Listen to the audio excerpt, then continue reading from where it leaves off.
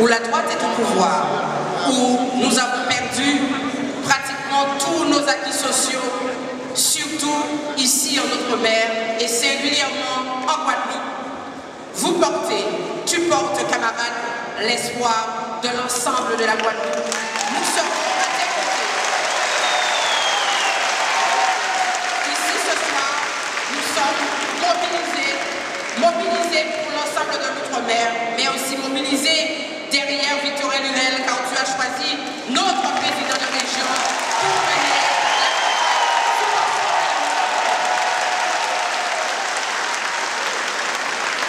Je vais passer la parole à celui qui, tel un pasteur qui dirige les brebis, a en main la destinée de la Fédération du Parti Socialiste. Je veux parler de mon camarade Max Mathias.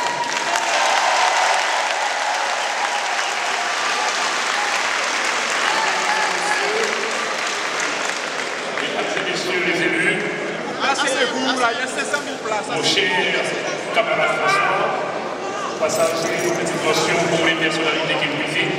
Je salue Jacob, mon ami, qui est parmi nous. Mon cher camarade François, c'est la dernière occasion, je l'espère, que je vais t'appeler, du moins en public, camarade, car lorsque nous l'attendons tous, lorsque tu seras investi de la confiance de la majorité des Français, tous horizons confondus, c'est au titre de Monsieur le Président de la République que nous aurons l'occasion de t'accueillir pour nous et le plaisir d'en sera de vous.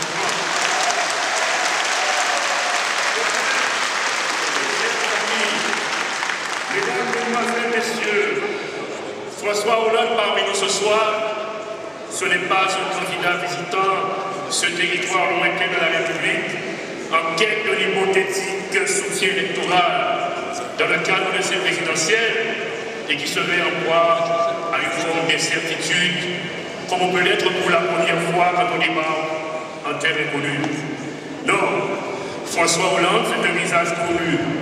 C'est un nom familier pour nous.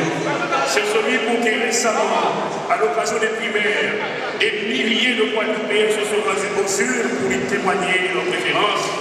Et c'était déjà une adhésion.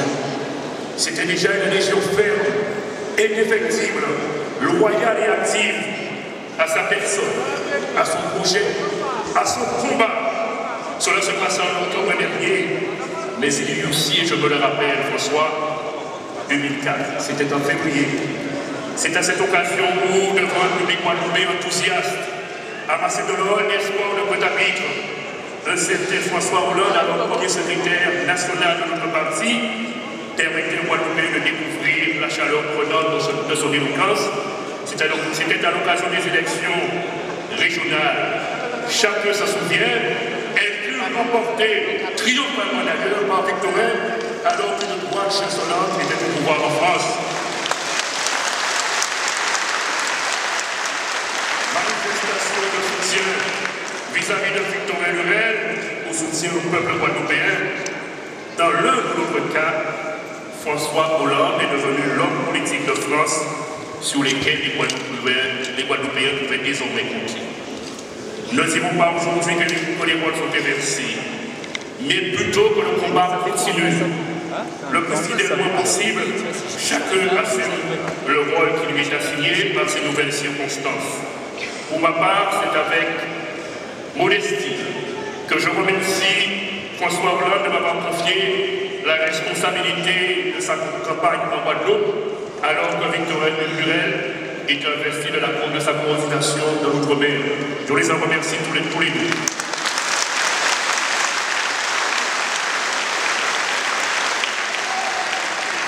Très cher François, ces milliers de Guadeloupéens qui s'étaient portés aux urnes pour les primaires sont prêts à montrer aux uns et aux autres qu'ils ont de la suite dans les idées, que leur choix n'était pas fortuit et qu'ils n'attendent que le mois de mai, c'est-à-dire le printemps chez toi, pour faire de toi le deuxième président socialiste de la 5e République.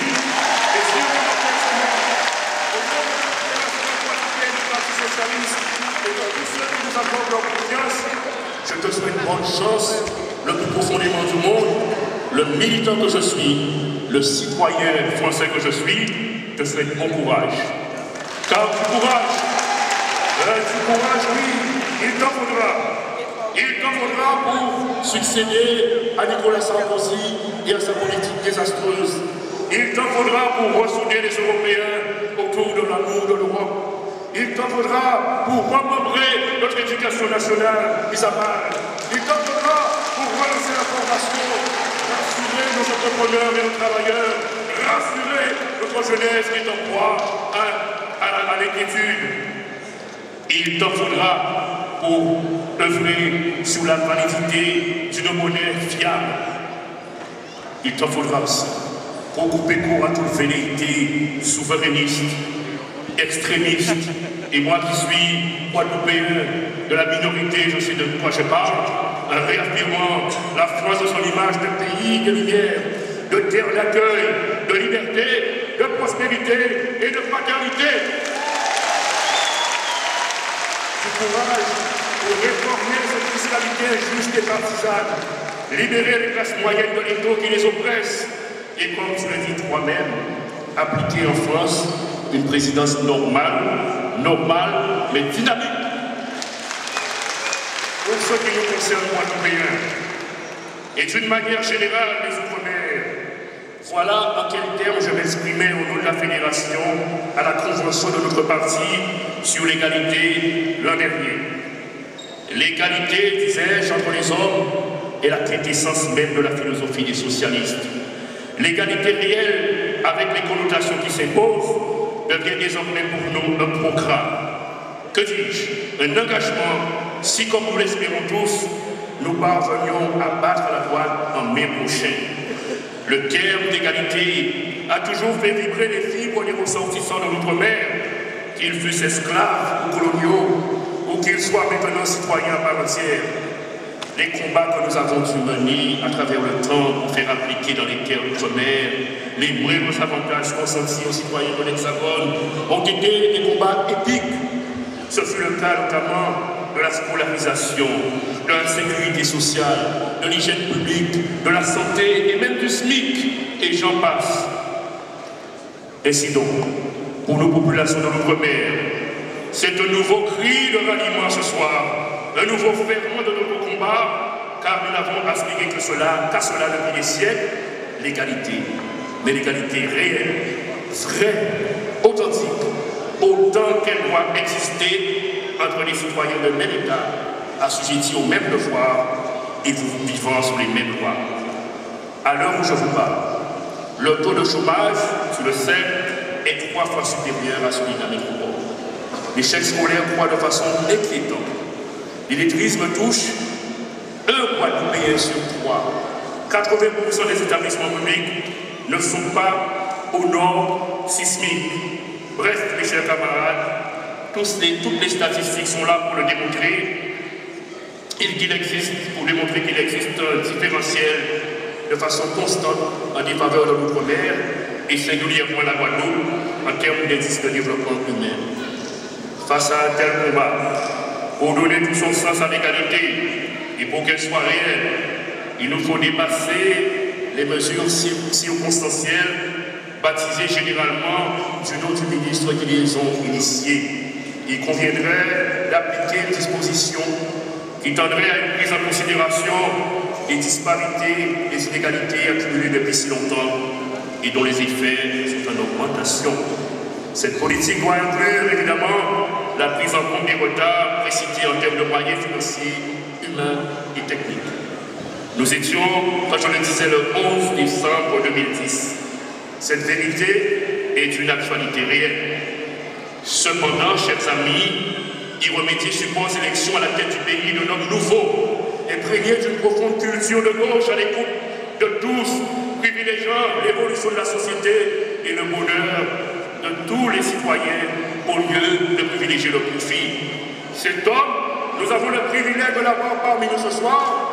Nous avons le privilège d'avoir François Hollande. Certains de ceux qui l'entourent ce soir sont déjà convertis, que nous mettrons tout en œuvre pour assumer son élection le 6 mai 2012. Alors, mes amis, Guadeloupéens, en avant mes amis, et vive François Hollande, vive la Guadeloupe et vive la République.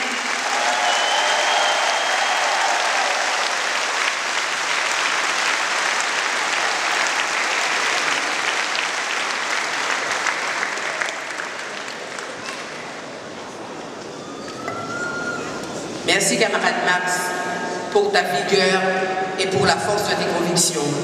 Je vais sans tarder passer la parole à notre député européen, maire de Grandbourg de Marie-Galante, Patrice Tirolien.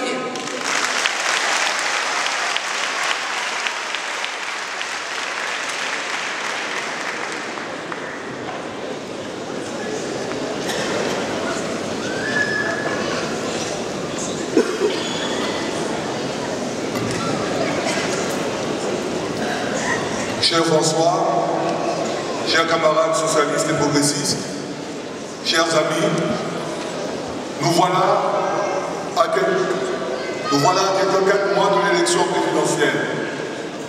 C'est dire que le sprint final a déjà commencé. Cette échéance, capitale pour la France, doit mobiliser toute notre énergie.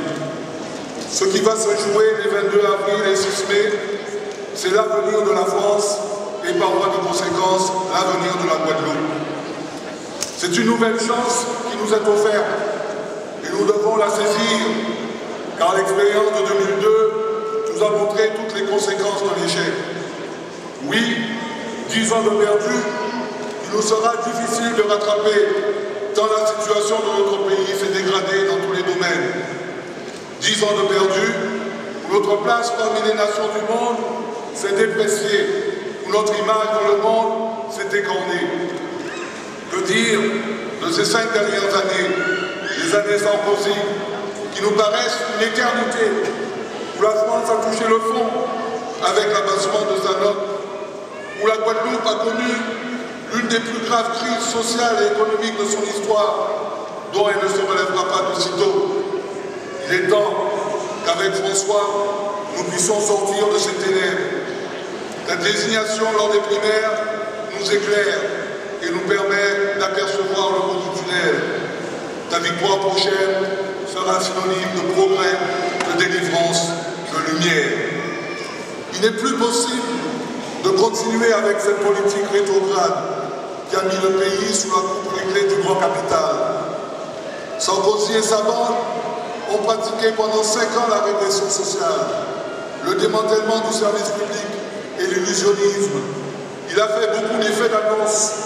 Il a occupé des écrans de télévision sans pour autant tenir les promesses faites.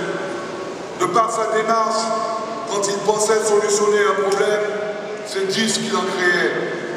Les victimes de cette politique désastreuse sont connues. Les classes laborieuses qui supportent jour après jour le déclin industriel organisé. Les classes moyennes, pressurées par une fiscalité toujours plus injuste et condamnées à la paupérisation. Les personnes âgées, abandonnées à leur triste sort, malgré les promesses d'ouverture de grands chantiers sur la dépendance. Une jeunesse sans espoir, privée d'instruction, d'accompagnement et de perspective. Pour l'outre-mer, cette politique a vite tourné au cauchemar. De coup de rabot en coup de rabot, les incitations à l'investissement disparaissent pour laisser la place à quelques slogans dont on cherche encore le contenu. Après avoir longtemps parlé de l'emploi endogène, le président de la République s'est empressé de faire nommer ses amis parisiens dans les postes importants. Ensuite, il s'est réfugié dans le développement endogène, dont on a à peine à déterminer le contenu. La politique de Sarkozy en Outre-mer, c'est du vent. Il utilise la technique du Mac-Pocagne. Les promesses faites sont certes affichées, exposées, mais sont impossibles à atteindre, à décrocher. Les crédits affectés repartent et sont à nouveau recyclés. C'est particulièrement vrai pour le logement social. Bref, c'est l'échec. C'est l'échec partout. La morosité ambiante et la colère qui gronde témoignent, s'il en était besoin, de cet échec. Une justice aux ordres du pouvoir, des médias sous influence, la déroute économique, Voilà le système Sarkozy. Face à ce constat, la candidature de François Hollande est une véritable bouffée d'oxygène pour la France. C'est aussi une bouée de sauvetage pour la Guadeloupe. Des milliers de Français y croient, socialistes de toujours, déçus du sarkozysme. Ils sont de plus en plus nombreux à vouloir le changement. Le bilan socialiste est assez éloquent pour l'outre-mer. En premier lieu, il y a la décentralisation et la mise en place de la réforme régionale en outre-mer. 3 ans avant l'arrêt de la France, aussitôt après l'élection de François Mitterrand, ces réformes ont largement contribué à apaiser les mœurs politiques et à responsabiliser les élus et les populations. Il y a aussi l'ouverture sur la Caraïbe. On a tendance à oublier que dès 1986, le gouvernement desserrait les taux qui nous empêchaient de nous ouvrir sur à nos voisins. La conférence de Cayenne en 1992 a été le véritable point de départ de la coopération régionale, en confiant des responsabilités effectives aux collectivités en matière de représentation diplomatique.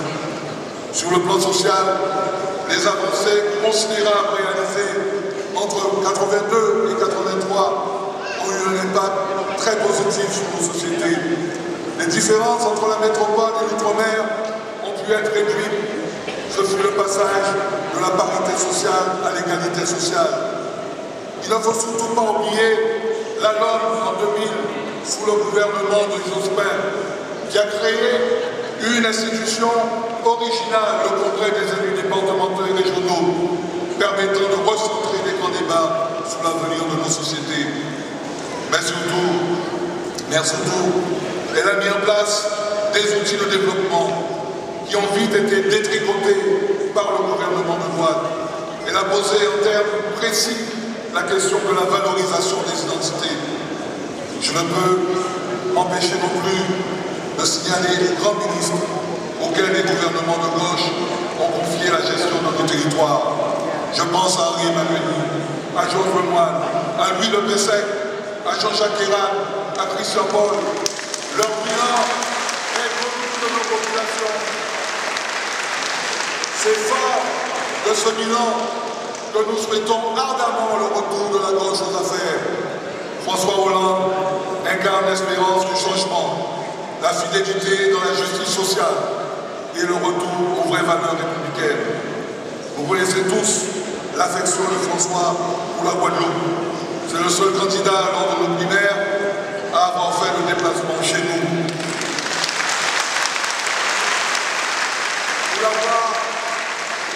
Pour l'avoir rencontré à plusieurs reprises, je peux témoigner de ses qualités humaines, de son sens de l'État et de son ancrage dans les valeurs de gauche. Chers amis, chers camarades, l'heure du choix a sonné. Mais aussi et surtout, nous sommes à l'heure de la mobilisation. En politique, rien n'est acquis d'avance. En Guadeloupe, comme sous l'ensemble du territoire, le moment est venu de s'engager. Je suis pour ma part convaincu que François Hollande sera notre président au soir.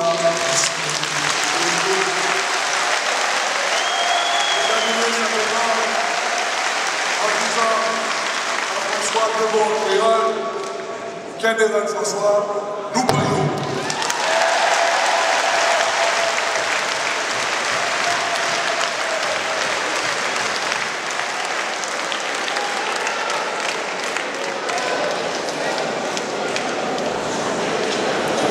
Merci Patrice.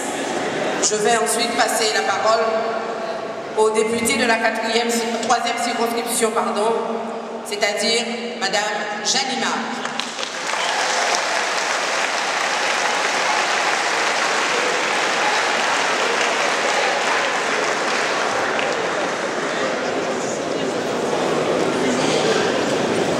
Mesdames, Mesdemoiselles, Messieurs, chers François Hollande et ceux qui t'accompagnent. Tout d'abord, en ce début d'année 2012, permettez que je vous adresse à tous ici présents tous mes vœux de santé, de solidarité, de courage et de succès. Vœux de succès à toi particulièrement, mon cher François. Toi qui représentes cet espoir victoire de la gauche unie et rassemblée pour remporter cette bataille importante dans la course à l'Élysée. Je voudrais saluer ton courage et ta détermination à vouloir mettre fin à une décennie de règne politique qui a décrédibilisé la France sur la scène internationale. Un règne qui a déshonoré les Français et les symboles de la République française. Chers collègues, suite à ton invitation, je suis aujourd'hui venu t'apporter mon soutien dans cette difficile épopée au sein de laquelle tu as choisi de te lancer. Toi que j'ai appris à découvrir sur les bancs de l'Assemblée nationale, j'ai su apprécier ton courage politique, ta force, la force de tes convictions, mais aussi surtout tes grandes qualités d'écoute et ta volonté de vouloir comprendre les vraies problématiques de l'outre-mer sur lesquelles nous avons eu ensemble à travailler. Je suis venu t'apporter mon soutien parce que tu es celui qui a toujours su unir la gauche pour la conduire à la victoire. Tes qualités de rassembleur et ton sens du consensus sont aujourd'hui nécessaires à un pays en manque de repères. Je suis d'autant plus convaincu par cette victoire, car tu portes déjà en toi la gravité et la solennité de ces grands chefs d'État responsables et à l'écoute de leurs concitoyens. La France a plus que jamais besoin d'un grand chef d'État, un vrai guide pour la nation, respecté à l'extérieur et garant de la stabilité de nos institutions. Ce qui n'était qu'une rumeur, malheureusement, il y a quelques semaines, est devenu par la force d'une inertie idéologique de droite une réalité.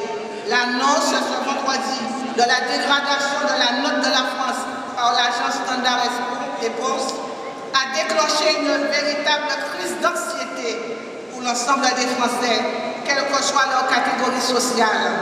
Les ménages, les collectivités locales, les entreprises, les administrations devraient être les premières victimes à subir les conséquences de la dégradation de la note de la France.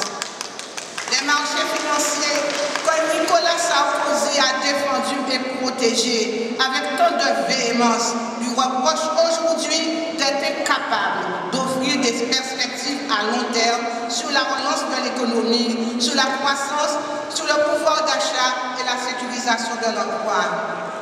Est-il besoin d'être grand clair pour comprendre qu'il faut un changement à la tête du pays? Le président du pouvoir d'achat, le président de l'égalité des chances a échoué. Son bilan est mauvais. Il a appauvri et stigmatisé les plus démunis, mais il n'est pas parvenu à rassurer les marchés. Et pourtant, il nous avait promis dans son slogan de campagne, rappelez-vous, ensemble, tout est possible. C'est François Fillon lui-même qui a déclaré que la France est en faillite depuis plus de 2 ans, sans jamais parvenir à redresser la situation. Mes chers amis, dites-moi, allons-nous confier à un pompier pyromane l'occasion de redresser selon ses promesses ce qu'il a lui-même finalement détruit? Cher François, nous savons en Guadeloupe, comme dans les autres outre-mer, qu'avec toi, nous aurons un président de la République qui saura être attentif à la construction de nouveaux cadres partenariales avec l'État pour une meilleure égalité de traitement pouvant offrir des chances de réussite similaires sur l'ensemble du territoire français. Nous ne demandons pas ce que l'État fasse à notre place, ni qu'il transfère des compétences sans les accompagner des compensations budgétaires. Mais nous souhaitons qu'il soit plus à l'écoute et qu'il soit attentif aux synergies qui peuvent se développer avec les collectivités locales. Nous souhaitons aussi que l'État reconnaisse nos retards structurels et conjoncturels qui freinent notre développement. En Guadeloupe, nous savons que la victoire de François Hollande sera celle qui redonnera confiance à la France, à ses outre-mer et à tous les Français. Nous savons qu'avec toi, nous aurons le discours de vérité qui nous permettra de conduire ensemble l'effort de rétablissement des finances publiques du pays et nous y parviendrons. Nous savons aussi qu'à travers la mise en œuvre de ton programme, tu porteras un regard attentif sur nos problématiques quotidiennes, notamment pour celles qui concernent la lutte contre le chômage, plus particulièrement celui des jeunes, sur les inégalités sociales, le développement économique, l'accompagnement des entreprises, l'accès aux soins, le logement, la sécurité publique, la protection et la valorisation de notre environnement, l'éducation, la formation, la prévention contre les risques naturels majeurs, la coopération régionale, le pouvoir d'achat, l'aide aux familles, la promotion du patrimoine culturel des Outre-mer. Je suis convaincu, François, que ton passage chez nous laissera l'empreinte d'un futur président de la République qui veut véritablement donner à nos Outre-mer la place qu'ils méritent au sein de la République. Mon cher François, bonne chance, car je suis convaincu que tu sauras nous conduire à la victoire. Merci de ma parole.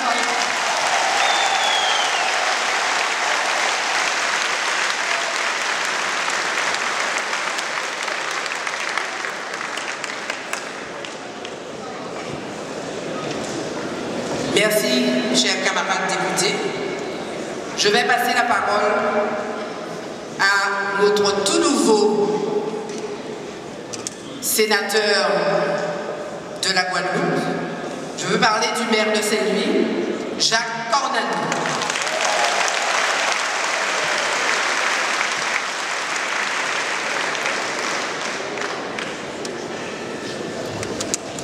Chers amis,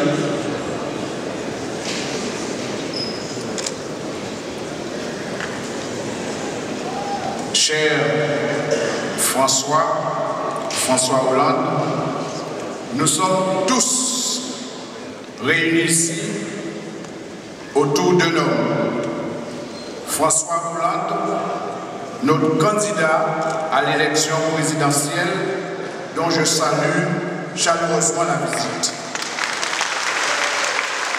J'en profite pour vous souhaiter à tous, mes chers amis, mes meilleurs vœux de santé et de bonheur.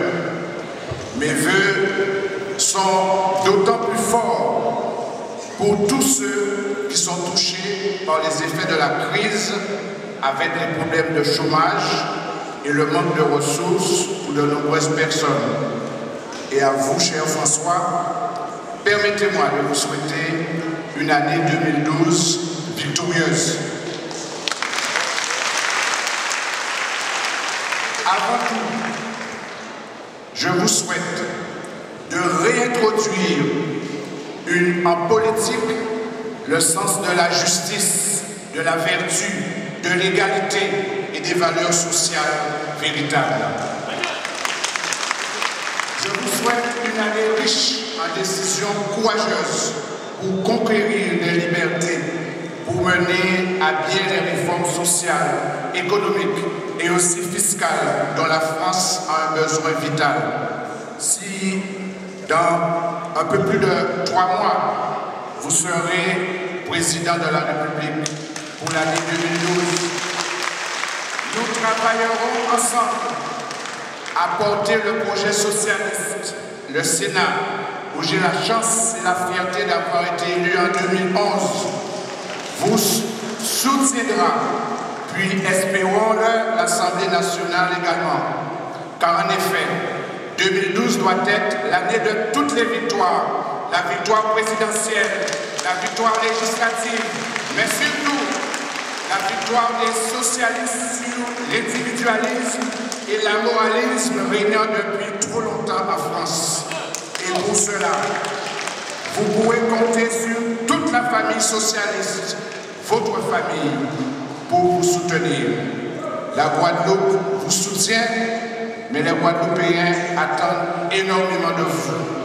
Les Outre-mer français méritent un vrai programme respectueux des spécificités et qui nous engagera sur la voie de la responsabilité.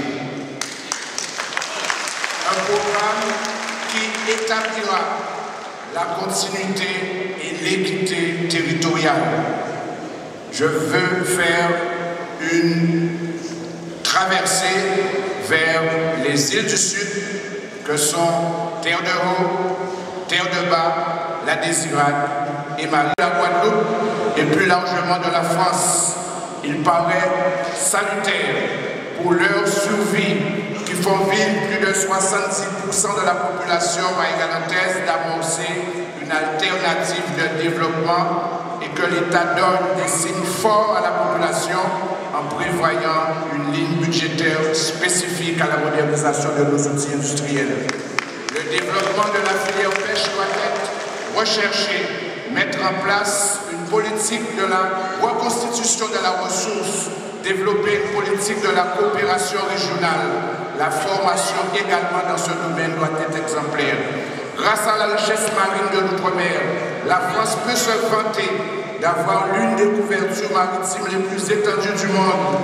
La même surface que les États-Unis, ceci mérite une réflexion sur comment l'exploiter. Quelle relation entre la France et ses territoires? Le développement touristique doit être placé au cœur de nos réflexions. Il nous faut un vrai plan de relance et pas la défiscalisation systématique qui profite peu aux ultramarins et nous stigmatise. Il faut une véritable remise à plat de la fiscalité, pas des mesures dérogatoires, des dépenses fiscales, mais une politique d'aide au développement juste et équitable. Mais une politique d'aide au développement, à quoi bon prévoir des exceptions à l'arrêt parce qu'elle est jugée mauvaise? Ensemble, travaillons à changer ces règles. En somme, nombreuses, vous l'avez compris, sont les idées pour un projet de société guadeloupéenne que nous souhaitons nous voir porter jusqu'à la victoire à l'élection présidentielle prochaine. Et je terminerai par ces quelques mots. Mettez-nous en convoi pour diviner un pays là. Ensemble, bâtissons l'avenir. Merci.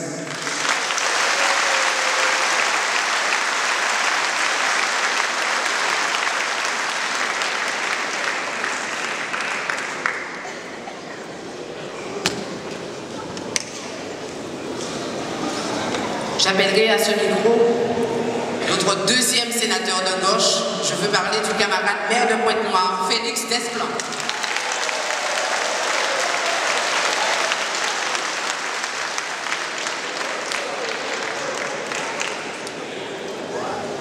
Cher François, chers amis, cher François, tu as choisi en quelque sorte de faire ton deuxième grand meeting de campagne en Guadeloupe, montrant ainsi l'intérêt que tu portes à l'outre-mer. Mais nous n'en doutions pas.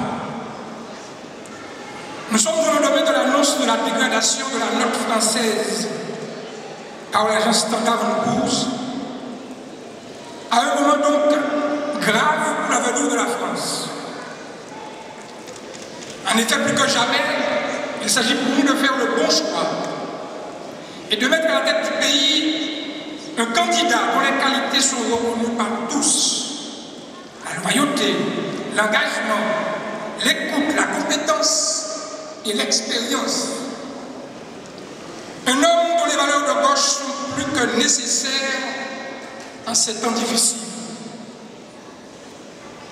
Je ne voulais pas faire de conférence ce soir, je voulais simplement vous porter un témoignage d'une de mes rencontres en campagne électorale avec François. Appelons-le François II, après François Mitterrand.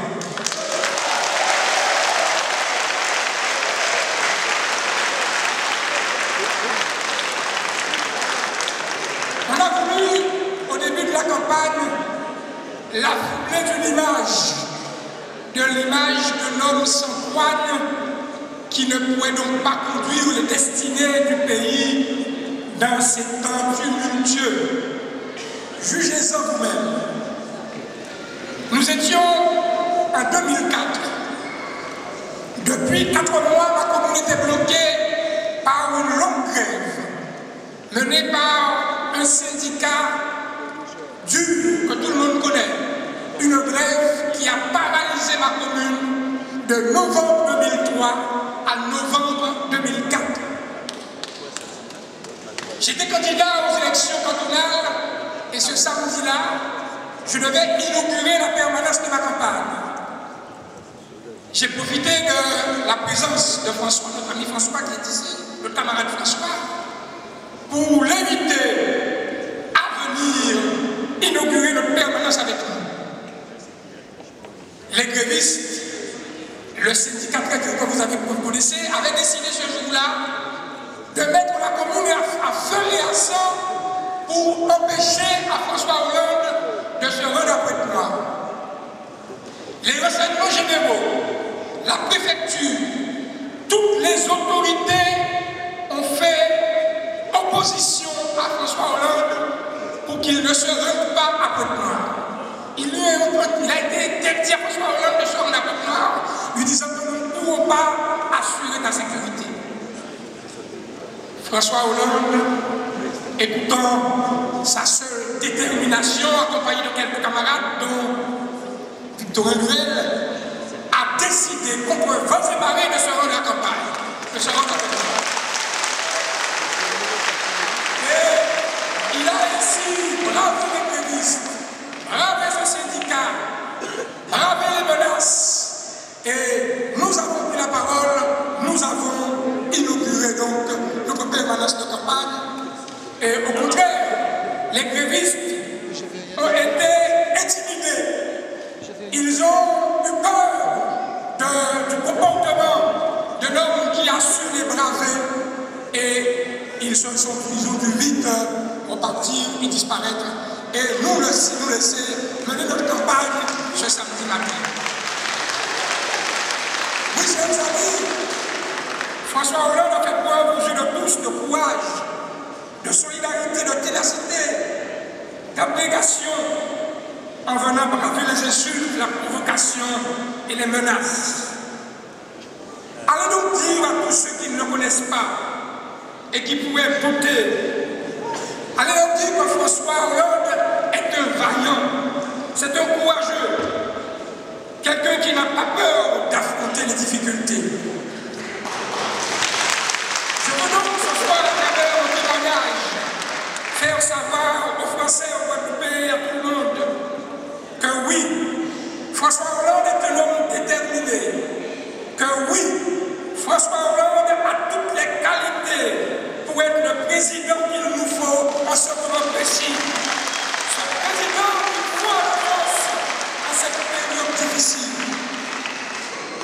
En 1981, beaucoup d'entre nous militaient déjà pour qu'un premier François devienne président. Il a révolutionné la société française. Vous avez tous compris qu'il s'agit de François Mitterrand. En 2012, la France connaît encore plus de difficultés. Il y a un travail encore plus énorme à faire en France pour remettre ce pays sur les rails et commencer à entreprendre des réformes bénéfiques pour la nation. C'est le tour de nouveau François. C'est le tour de notre François II, un socialiste pur jus, le meilleur, digne successeur de cette forte d'homme politique fait pour servir le pays, tel Jean Jaurès, Léon Blum, Pierre Mendès France et François Mitterrand. D'ailleurs, en faisant des premières armes aux côtés de François Mitterrand, peut-être t'inscrivais-tu déjà dans la lignée de ces grands hommes de gauche, défenseurs d'équité, de liberté et d'humanisme. Oui, François, la France a besoin de toi. La France a besoin de l'équipe que tu mets en place pour relever la tête. Une équipe à l'image de la diversité de la société française, en pleine mutation. Une société une France qui a besoin de sang neuf et qui a besoin de se reconnaître à ses représentants. Sache, François, que tu pourras compter sur moi pour t'aider dans ton engagement pour la nation, pour l'outre-mer et en particulier pour notre département la Guadeloupe. De nombreux défis nous attendent ici, dans notamment la jeunesse, la formation, l'emploi, la santé, le logement social et j'en passe. J'aimerais que cette mandature, François, soit celle de notre regard de la France pour l'outre-mer, celle de la réconciliation de la France avec ses outre-mer. Oui, la Guadeloupe a besoin de l'État, au même titre que la Bretagne, l'Île-de-France ou la Corse. Mais, répétons-le, l'outre-mer n'est pas une charge pour la France. L'outre-mer est une richesse pour la France, comme tu sais le dire. Nous lui apportons la présence dans tous les océans. Nous lui apportons, nous faisons d'elle la deuxième, troisième puissance maritime mondiale. Nous lui apportons une biodiversité exceptionnelle. Nous ne demanderons pas plus, mais nous continuons à revendiquer comme toi, revendiquer notre droit au rêve français. Chers amis, ce soir, je voudrais solennellement vous demander d'être ou de devenir des militants actifs à compter de ce soir, d'être chacun des porte-parole de François Hollande dans vos quartiers pour que le 6 mai 2012, date du deuxième tour de l'élection présidentielle, et ce sera pour nous le 5 mai, eh bien, cette date soit une date aussi mémorable que celle du 10 mai 1981.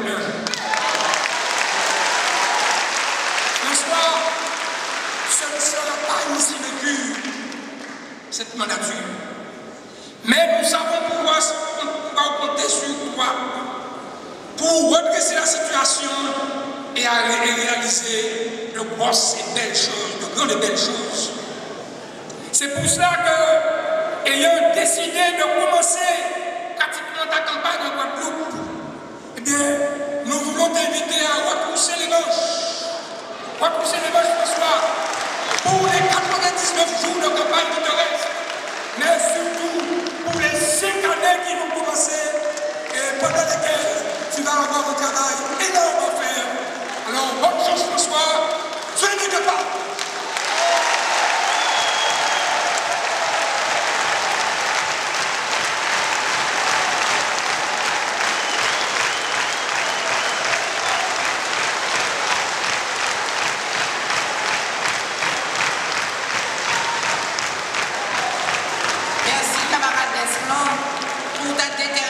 Et ta ferveur, je vais passer la parole au maire de la ville de Pointe-à-Pitre, conseiller général, président de la communauté d'agglomération Pointe-à-Pitre-Abir, Cap Excellence, représentant du parti progressiste guadeloupéen, parce que la gauche, vous le savez, elle est diverse, tu le sais, cher François, et ici nous avons avec nous eh bien, le PPDG qui est représenté par le camarade Jacques Bobou.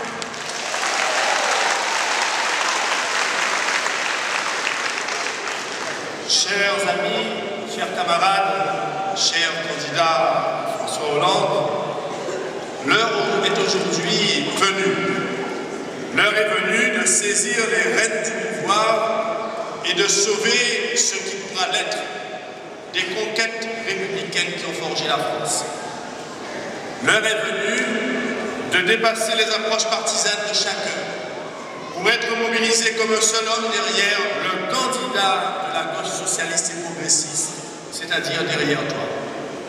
Notre parti, je le dis en préambule, pour qu'il n'y ait aucune équivoque, notre parti, le Parti progressiste démocratique guadeloupéen, qui s'est toujours trouvé aux côtés des socialistes pour faire élire leur candidat à la présidence de la République, eh bien nous serons à nouveau mobilisés aux côtés de nos camarades socialistes guadeloupéens pour faire en sorte que sur le territoire de la Guadeloupe, tu arrives largement en tête des suffrages exprimés dès le premier tour et que demain tu sois le prochain président de notre président.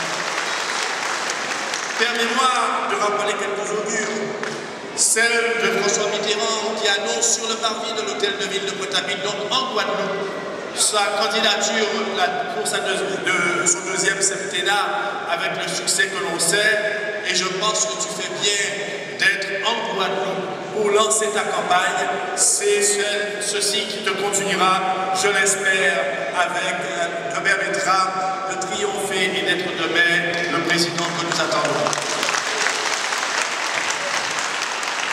Cet accompagnement, nous le faisons non pas simplement en continuité de l'histoire, non pas par pure solidarité fraternelle, mais nous le faisons parce que nous sommes convaincus qu'il y a urgence à sauver la France d'une part, et qu'il est indispensable que celui qui incarnera désormais pour les prochaines années la République ait une conscience aiguë de l'identité, des problématiques et des espérances d'une partie de cette République, la Guadeloupe.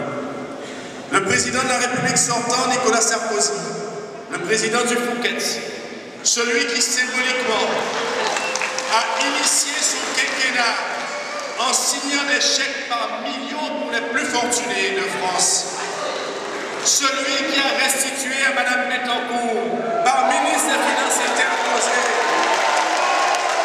des millions d'impôts sur le revenu, dont on ne sait quoi faire, celui-là est lourdement responsable de la situation actuelle. Certes, la crise mondiale n'est pas de son fait, mais cette crise du capitalisme, cette crise du système bancaire est celle de son camp, est celle de la droite libérale, est celle du capitalisme aveugle, sans conscience ni respect.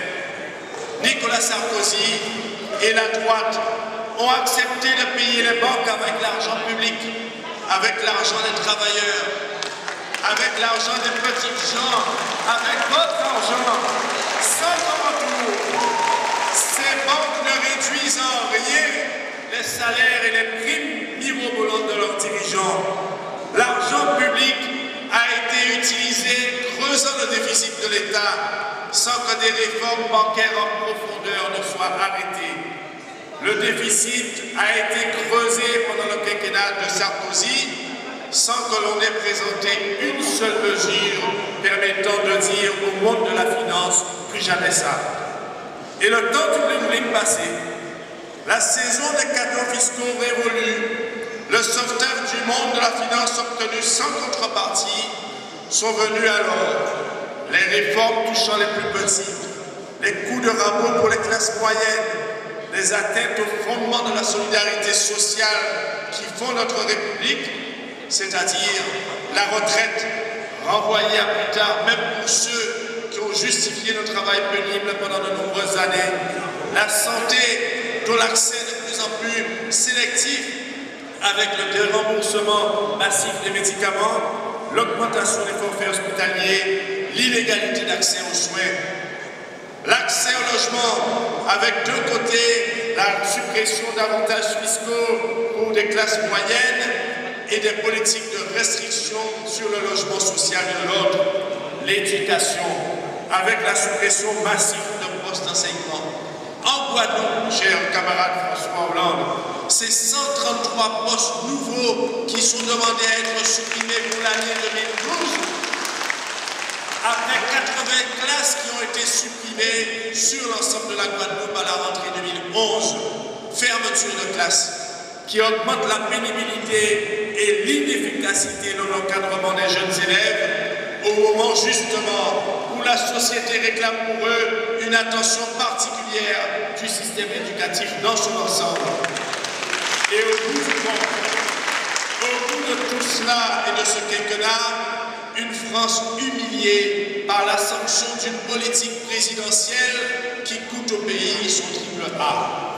Cher candidat François Hollande, l'histoire exige que tu corriges cette trajectoire néfaste et que tu dresses tes pare-feux face à cet embrasement du capitalisme et singulièrement face à cette bulle financière dérégulée, sans contrôle extérieur, se gérant de manière autarcique, mais se payant sur le dos de la bête, c'est-à-dire sur le dos du peuple.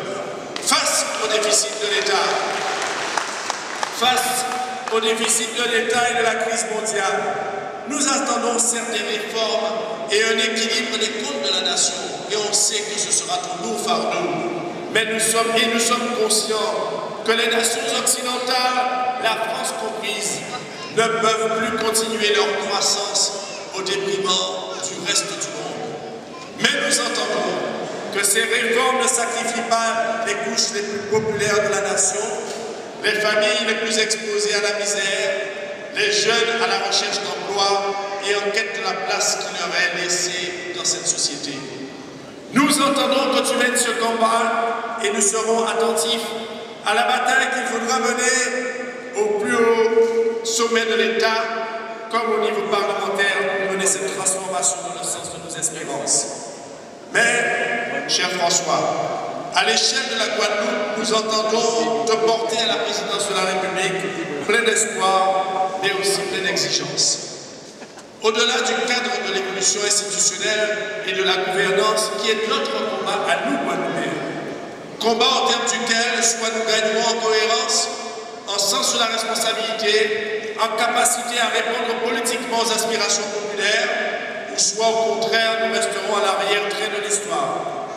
Mais au-delà de ce combat qui est de notre responsabilité, il est des réformes et des mesures nécessaires et urgentes attendues par la Guadeloupe immédiatement et pour lesquelles nous comptons sur toi. C'est dans tous les domaines qu'il aurait lieu d'intervenir. La sécurité, l'environnement, le secteur économique, le secteur bancaire qui fait peser sur les Guadeloupéens à titre individuel ou au titre de leur entreprise un surcoût des taux d'intérêt de plus de 1,5% par rapport à la France hexagonale, comme si pesait sur notre destinée une cotation particulière qui semble abandonner son bébé.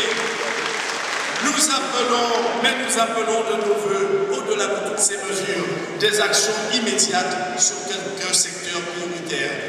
Dans l'éducation en premier lieu, en prenant compte l'apprentissage des maîtres et leur adaptation au contexte guadeloupéen, en menant des réformes s'attaquant à la prise en charge du préélémentaire, apportant des moyens aux classes de réussite éducative dans des quartiers ou des sections en difficulté de plus en plus nombreux dans notre pays, des réformes qui fassent de la lutte contre l'illettrisme une action pragmatique et non un discours de circonstance. Des actions ensuite en direction des jeunes demandeurs d'emploi. Notre pays ne peut survivre avec 57% de chômage chez les jeunes. Nous ne pouvons pas laisser les jeunes diplômés ne pas trouver un poste à la hauteur de leurs compétences, ni laisser ces jeunes qui constituent aussi une fraction de nos forces vives et qui se retrouvent perchés sur un vélo moteur, la tête sous un nuage et le cerveau embrumé au pied de nos cités, sur nos places publiques, sans travail, sans perspective, facile pour les développements. Il faut donc créer, et je l'appelle de mes voeux, massivement et tout de suite des emplois pour notre jeunesse par des dispositifs nationaux, et je crois te l'avoir dit déjà dans notre point de passage à Pointe-à-Pitre, s'il le faut, par des mesures spécifiques au territoire d'outre-mer frappé de ce même fléau. Il faut des mesures pour le logement ensuite. Le logement social constitue le nœud à partir duquel il serait possible de reconstituer le lien familial, de mettre les familles en état de cohabitation, de mettre la plupart de nos concitoyens à l'abri du risque sismique ou cyclonique, de créer ou recréer des liens sociaux, culturels, sécuritaires, et en même temps, c'est le nœud qui contribue par la commande publique au développement du secteur le plus actif de notre économie, le BTP. Il faut donc en Guadeloupe construire plus de logements, mais il faut également construire à des coûts de sortie plus bas. Il est inconcevable que le logement social de type LNS sorte à 6,3 € le mètre carré, ce qui revient à faire payer un loyer social hors charge plus de 500 € pour un petit détroit de 80 mètres carrés. Et ça, les familles qui sont dans le logement social le savent. Il est inadmissible que l'État projette de remplacer la LBU par la défiscalisation, d'une part, et je crois que Jacques Cornado l'a dit avec pertinence, d'une part parce que la défiscalisation dans le logement social ou ailleurs coûte plus cher à l'État que l'investissement public direct, et parce qu'en tout état de cause, la défiscalisation, quand elle existe, devrait intervenir comme outil supplémentaire pour abaisser le coût du loyer et non remplacer les à la pierre. On grugerait les Guadeloupéens à leur promettre du logement social si on ne leur garantissait pas des coupes de loyer ou d'accession à la propriété abordable. La commande publique, enfin, liée au logement social comme la commande publique pour la poursuite de l'éradication des poches d'habitat insalubre sur tout le territoire de Guadeloupe, est à côté de la reconstruction du CHU, de l'extension de l'aéroport et de la création du grand projet de port, le plus sûr moyen d'offrir des perspectives durables pour l'emploi dans le secteur du bâtiment. Il faut donc maintenir et garantir cette commande publique. C'est indispensable pour l'équilibre de nos entreprises et l'équilibre et l'avenir de la Guadeloupe. Alors, cher François, tu es le porteur de toutes ces espérances et tu endosses à l'échelle de la Guadeloupe, comme à l'échelle de la France, une grande responsabilité. Nous mènerons ce combat aux côtés des forces socialistes pour qu'en France comme en Guadeloupe, la page puisse se tourner et que quelque chose change enfin. Et nous serons attentifs à la place que tu donneras aux préoccupations de la Guadeloupe et des Guadeloupéens dans l'immense chantier qui t'attend pour redresser la France. Je ne doute pas de ton engagement, de ta passion, de ton jugement. Et c'est dans ce sentiment de solennité lié à la gravité de la situation du pays, mais également ce sentiment d'allégresse lié à la perspective du changement, que je m'adresse à tous mes compatriotes, Guadeloupéennes et Guadeloupéens. L'heure du rassemblement est venue, le changement sonne à notre porte et il porte les amis d'un candidat, il s'appelle François Hollande. Cher François, pour terminer, j'ai le privilège, et devant le public ici présent, de proposer des vœux à un futur président de la République. Permets-moi d'employer la formule qui me vient de poète guadeloupéen, Max Ribot, poète Marie-Galantais, et qui me permet de te souhaiter que cette formule, que cette année 2012 te soit soumise en tout. Bravo et bonne continuité.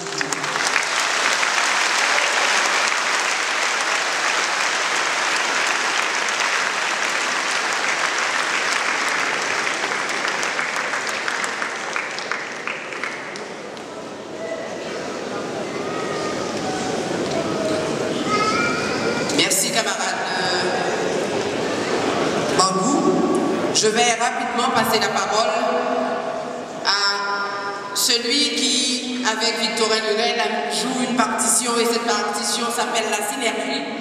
Vous aurez compris que je vais passer rapidement la parole pour 5 minutes au président du Conseil général. Je veux parler de Jacques Gillot.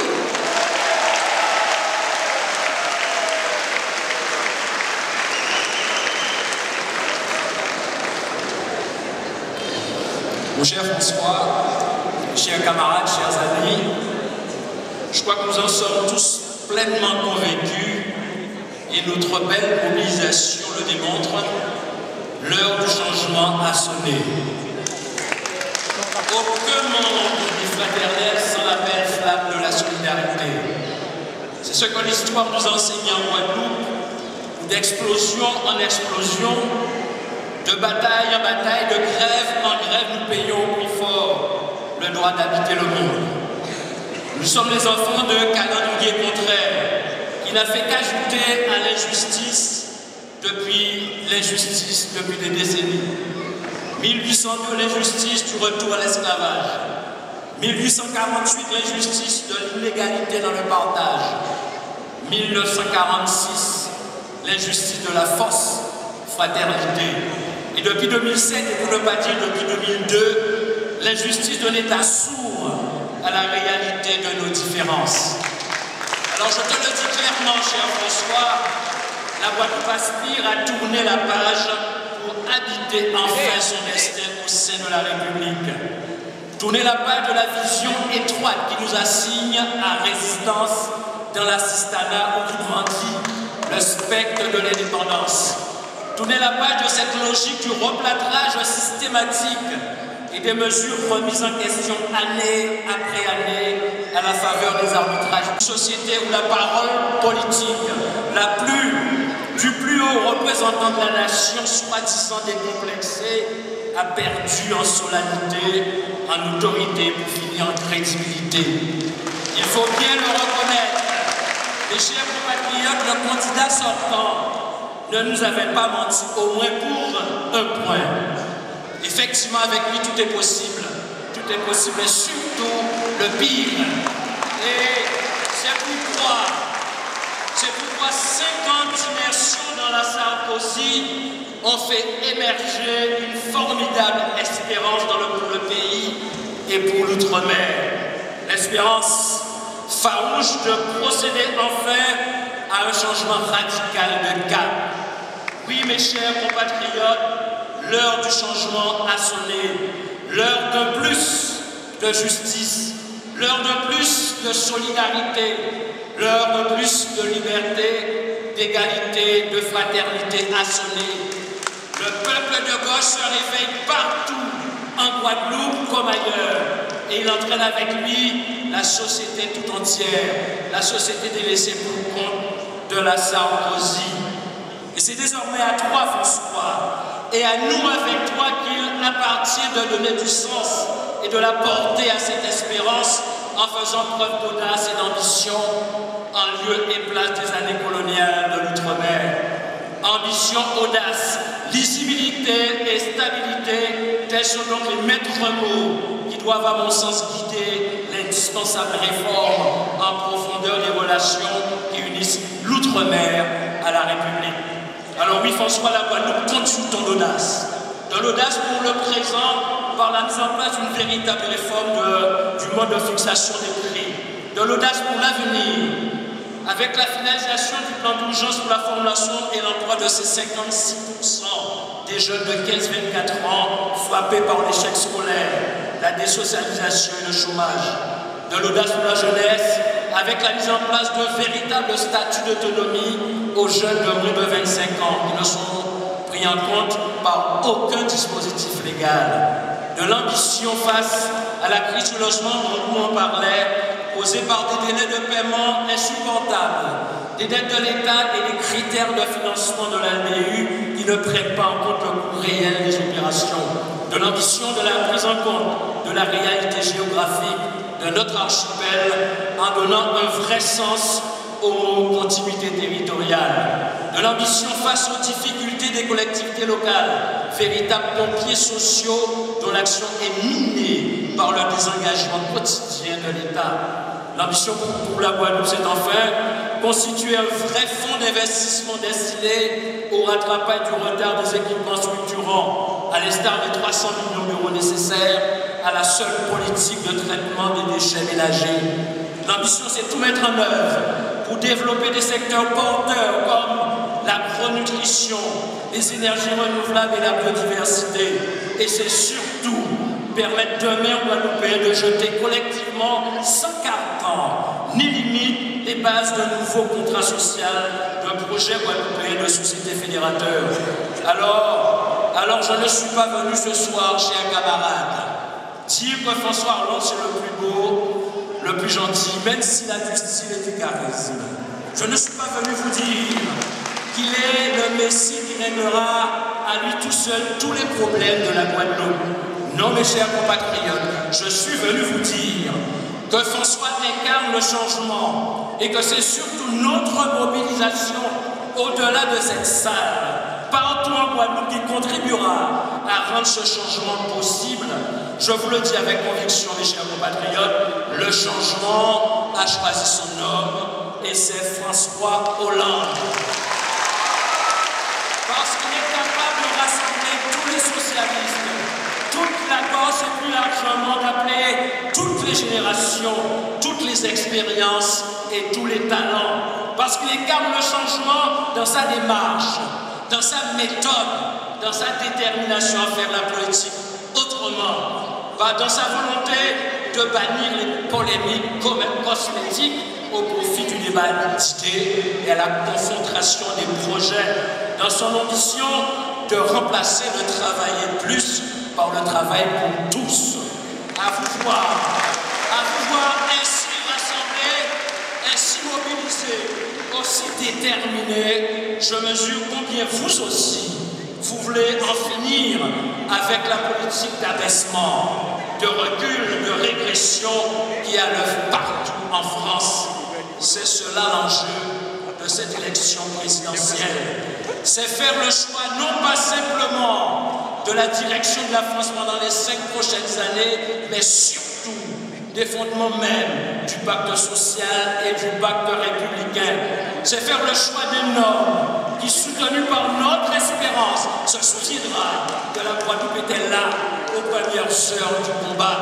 Alors Guadeloupéens, debout, ici et maintenant, debout pour désencailler le pays, debout pour construire le pays, réconcilier la France et l'outre-mer, debout pour faire souffler le vent de l'espérance, le vent de l'alternance, le vent de la justice, de la solidarité et de la dignité.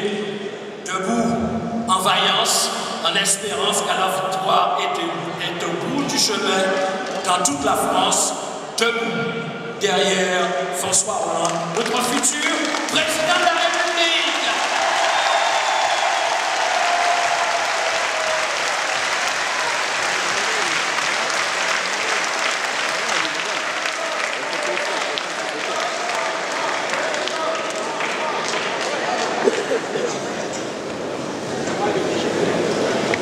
Oui, chers camarades, eh bien, toute la Guadeloupe est là.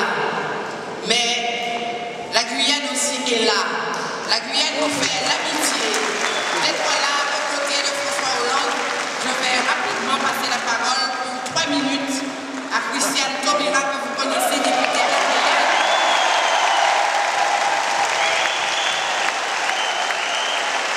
Membre du comité stratégique de François Hollande.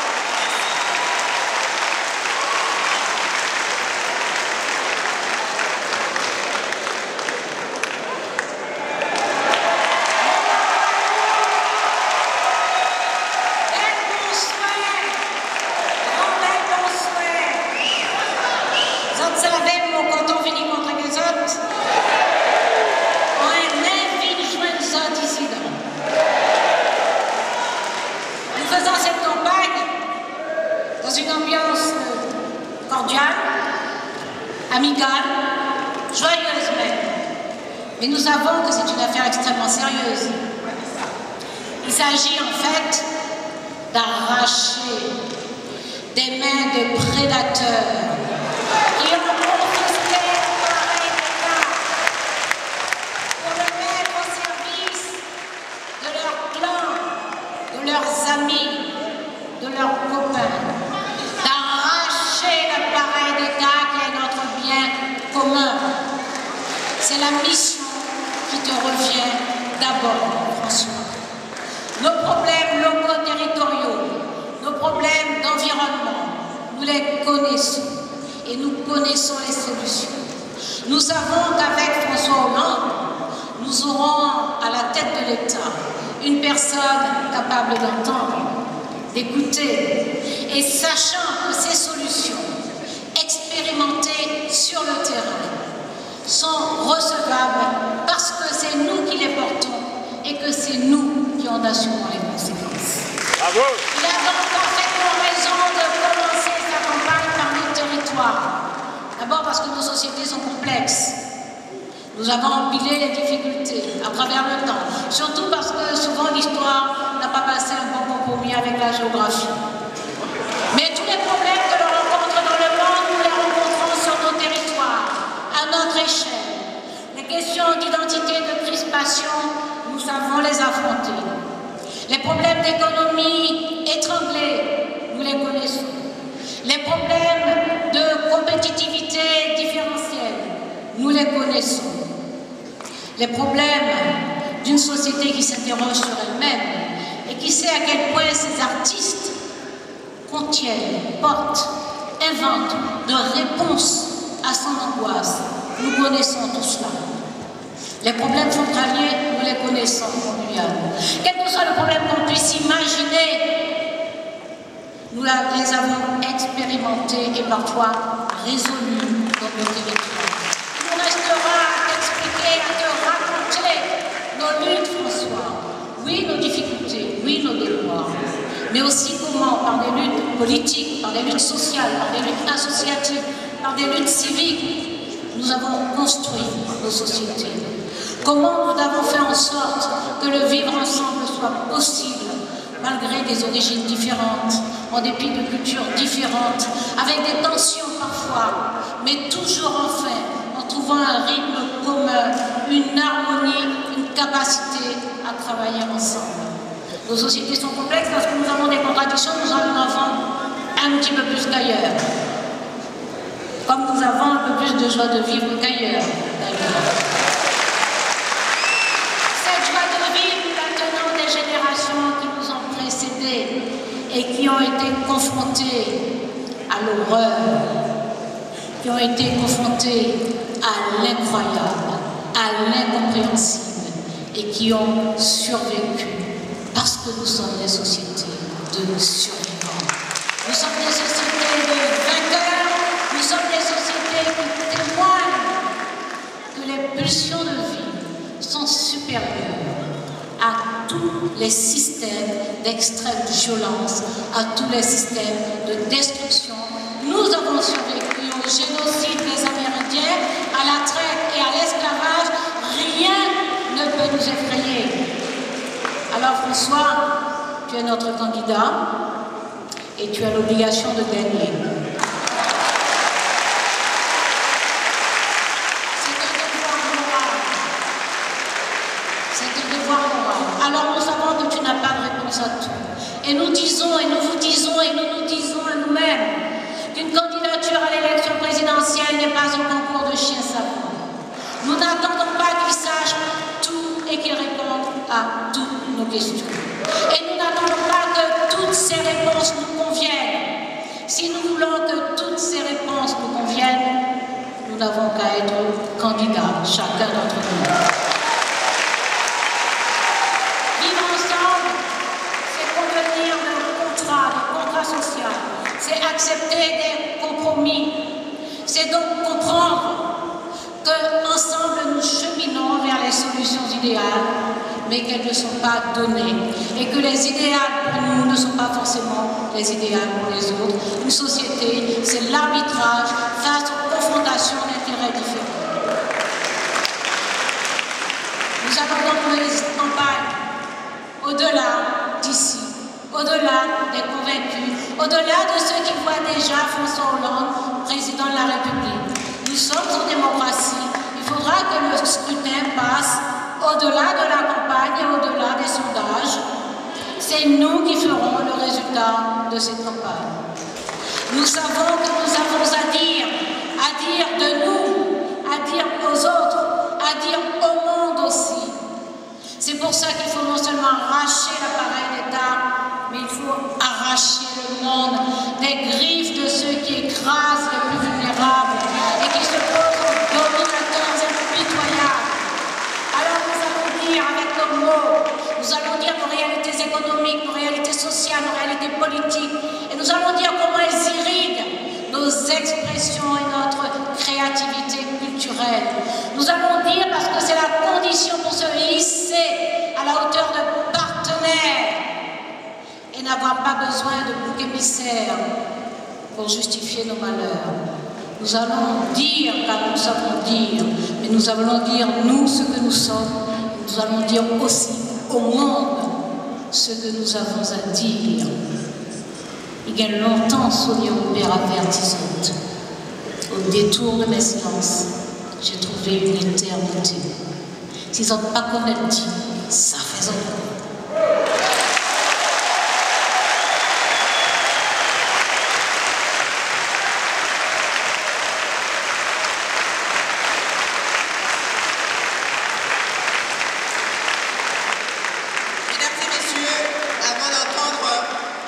Celui pour lequel vous vous êtes déplacé, je vais passer la parole à votre député de la 4e circonscription, votre président de région, Victorin Lurel,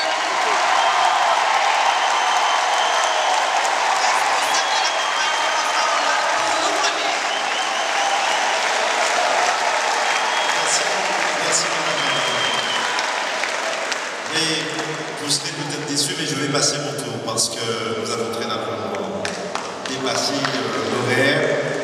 Je me permettrai simplement de remercier les petites mains qui ont organisé ça et de vous remercier à vous toutes et à vous tous ici rassemblés, vous qui êtes déjà mobilisés derrière François Hollande pour faire de François Hollande le futur président de la République française. Je me permettrai de dire simplement à mes compatriotes de l'Hexagone qui nous écoutent que François Hollande est parfaitement à sa place aujourd'hui, même si, hélas, la France vient de perdre son triple A. Il est ici en France. Il est ici en France, il n'est pas à l'étranger. Je dis ça parce que j'ai entendu depuis l'arrivée de François Hollande que pourquoi a-t-il fait ce voyage alors que la France connaît quelques difficultés et des difficultés majeures à cause d'une mauvaise politique économique. J'ose dire ici, rappeler que François Hollande est l'homme politique français aujourd'hui connaissant le mieux les Outre-mer. Il a été 11 ans durant premier secrétaire de notre parti. Il est venu régulièrement chez nous et Félix évoquait un souvenir que j'avais déjà oublié au moment où les autorités s'opposaient à la venue de François Hollande à Pointe-Noire. Il connaît bien les Outre-mer, il est venu dans les primaires, on l'a dit, il est aujourd'hui là, il a déjà pris l'engagement, élu président de la République, eh bien il sera encore parmi vous.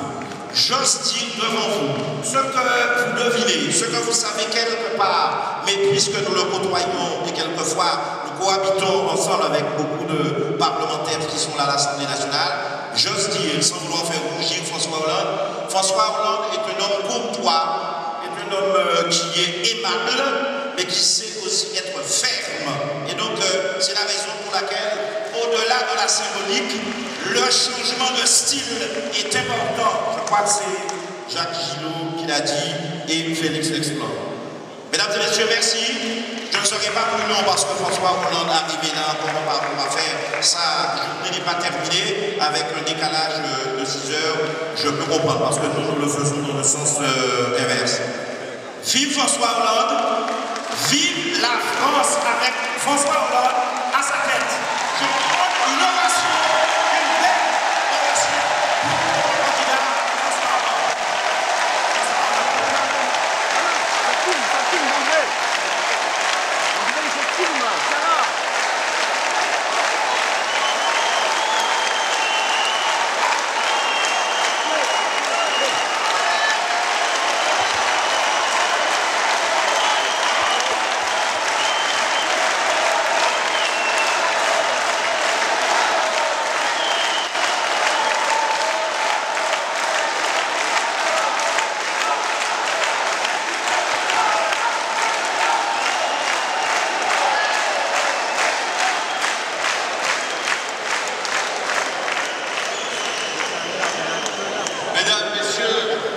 Chers amis,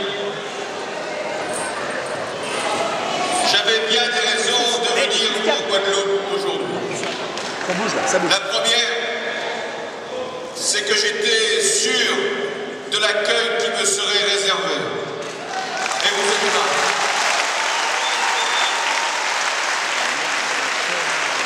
Ensuite, parce que Victorin Lurel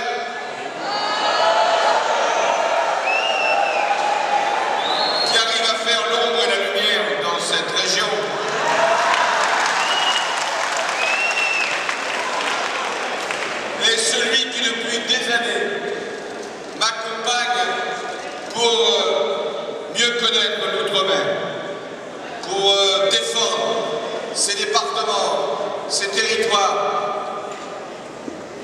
qui est aujourd'hui auprès de moi pour cette campagne présidentielle, pour être celui qui parle en mon nom de l'Outre-mer et de la République.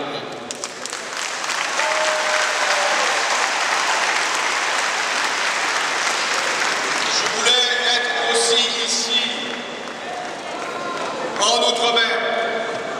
en Guadeloupe pour bien montrer que la gauche y est rassemblée dans toute sa diversité. Merci à tous les partis représentés. Merci aux socialistes. Merci à Guadeloupe Unie. Merci au PPDG. Merci à toutes les diversités de la gauche qui sont la synergie, qui sont la force, qui sont la responsabilité ici en Guadeloupe. Je suis ici parmi vous parce que tant de souvenirs me relient encore, toujours, à votre territoire.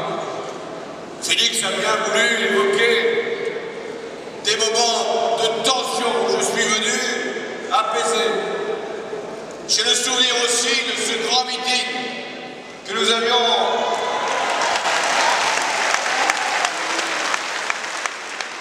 là, j'évoque Victorin, la lumière revient. C'était en 2004, à Pointe-à-Pitre, cher Jacques.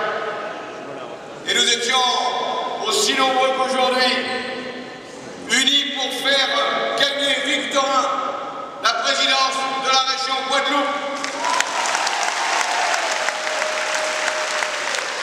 Et aujourd'hui, vous êtes là, rassemblés, tous les élus, les militants, les sympathisants, pour faire gagner la gauche, pour me faire gagner demain, le 6 mai,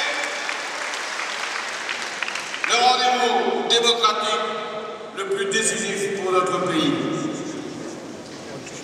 Je suis ici en Guadeloupe avec des amis qui m'accompagnent. Arlène Désir, qui fut le fondateur de SOS Racisme. Bruno Leroux, député, et qui défend le budget, et ce n'est pas facile, de notre maire à l'Assemblée nationale.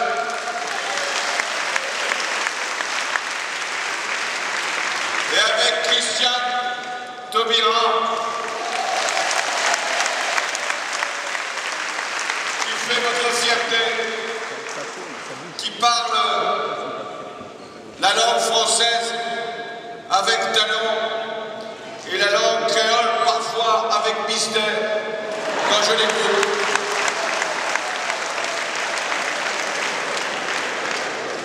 Je suis ici en France, je suis ici dans la République française. Car l'outre-mer, c'est la France, l'outre-mer, c'est la République. Et la République est fière de son outre-mer. Parce que, comme l'ont dit d'autres avant moi, l'outre-mer, ce n'est pas une charge, ce n'est pas un fardeau. Ce n'est pas un coût pour la nation. L'outre-mer, c'est une chance. L'outre-mer, c'est un levier. L'outre-mer, c'est une fierté. C'est ce qui nous permet d'être présents sur tous les continents, d'avoir aussi une biodiversité qui fait la richesse de votre territoire, d'avoir aussi cette jeunesse qui attend, cette jeunesse qui souffre, et cette jeunesse qui peut nous permettre, ici, ailleurs, d'être l'avenir de la France et de son redressement. L'enjeu de cette élection, il est bien sûr national. Nous sommes conscients de la gravité du moment que nous traversons. La France vient de perdre son triple A. Il y aura des conséquences. Ce sera plus coûteux pour l'État, sans doute pour les collectivités, de se financer en 2012. Les taux d'intérêt seront sûrement plus élevés. Il y aura donc une incidence sur nos budgets et donc sur les contributions qu'il faudra demander à nos concitoyens. C'est grave aussi parce que pour la première fois depuis que les agences de notation existent, la France a décroché de l'Allemagne. Sûrement notre influence en Europe s'en trouvera affectée, même si pour ma part, je n'ai jamais attribué aux agences de notation le rôle que d'autres lui avaient, hélas, fixé. Ce n'est pas moi qui ai dit que l'objectif d'une politique devait être de conserver le triple A. Ce n'est pas moi qui ai dit que c'était une obligation pour le gouvernement de préserver le triple A. Eh bien, celui qui avait justement fixé cet objectif, annoncé cette obligation, est aujourd'hui sanctionné par l'agence qu'il avait convoquée pour évaluer sa politique. Je ne m'en réjouis pas, car c'est la France qui se trouve aujourd'hui affaiblie. Mais je le dis aussi ici, à Basse-Terre, ce n'est pas la France qui a été dégradée, c'est une politique, c'est une stratégie, c'est une équipe, c'est un gouvernement, c'est un président. Et la France elle-même a suffisamment d'atouts, de force, de talent pour redresser, pour relever la tête et pour être capable, dans la justice, de rétablir nos comptes publics et de fournir une espérance à la France. Voilà, chers amis, pourquoi ici nous avons à la fois convaincre les ultramarins de faire le choix qui leur paraîtra le meilleur pour leurs intérêts et pour leur territoire, mais aussi de dire à tous les Français où qu'ils vivent que le changement est devenu nécessaire, qu'il est devenu indispensable et que le changement, c'est maintenant.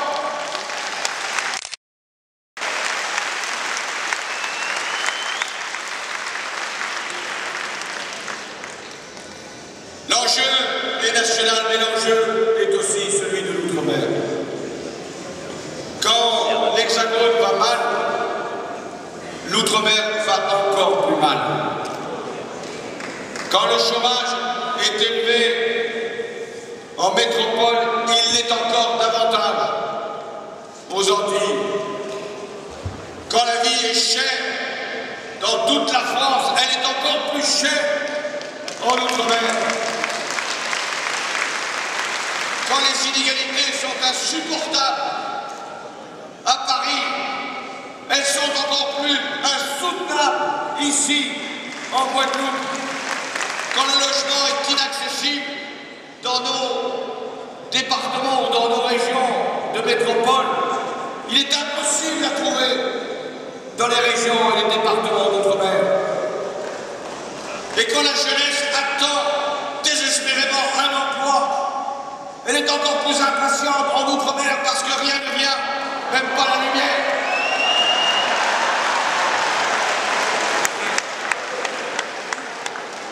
Voilà pourquoi je suis sévère sur la politique du gouvernement et du président de la République. Je suis sévère pour la politique qui a été menée pour la France. Et je le suis encore davantage pour celle qui a été conduite pour l'outre-mer. Le chômage a progressé de près de 50% pour les jeunes. Les crédits qui avaient été prévus pour l'emploi en outre-mer, pour les emplois aidés, ont tout simplement été supprimés. Sans parler de la vie chère, du prix de l'essence, des monopoles, des marges, du secteur de la distribution. Et je sais d'où je parle, c'est-à-dire de Guadeloupe, là où il y a 3 ans à peine s'était engagé un conflit parmi les plus lourds, les plus longs de l'histoire de votre département. Un conflit qui avait été regardé comme une crise sociale, comme une crise morale, partant de la Guadeloupe à notre Martinique, et maintenant d'ailleurs touchant Mayotte, parce que c'est le même sujet qui a été évoqué, celui de la vie chère, celui de ces marges, que certains distributeurs s'octroient, que certains importateurs s'arrangent à faire progresser à leur avantage. Oui, de cette